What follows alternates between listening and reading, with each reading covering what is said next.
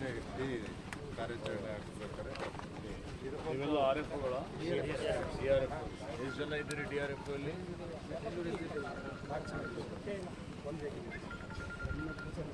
survey ಎಲ್ಲ ಮಾಡ್ತೀರಾ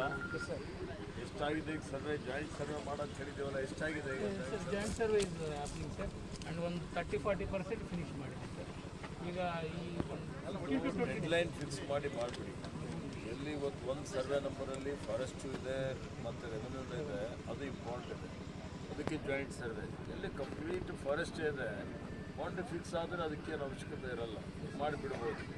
complete once for all ಮಾಡಿಬಿಟ್ರೆ ಶಾಶ್ವತ ಪರಿಹಾರ ಆಗ್ಬೋದು ಮತ್ತೆ ಇದು ನಮಗಿದೆ ನಿಮಗಿದೆ ಅಂತ ಮಾಡಬಾರ್ದು ಆ ರೀತಿ ಇಲ್ಲೇನು ಮಾಡೋದಿಲ್ಲ